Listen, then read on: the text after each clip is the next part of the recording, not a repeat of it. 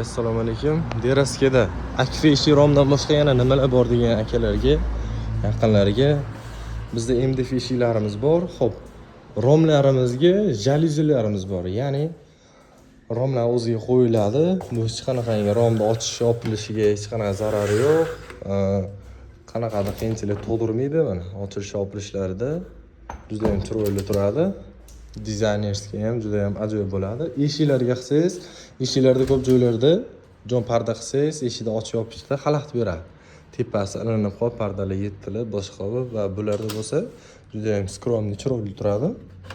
Ochish yopishlarda ham hech qanaqangi xalaqit bermaydi. Xo'p, yana nima bor bizda? Xo'p, setkalarimiz bor. Setkalarimiz ham o'sha surma setkalar, tepaga ko'tarib, pastga tushirib, keraklicha ochib yopilaveradi.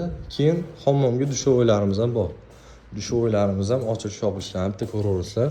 Juda ham yumshoq mana. Ketishini qaranglar, ketishini.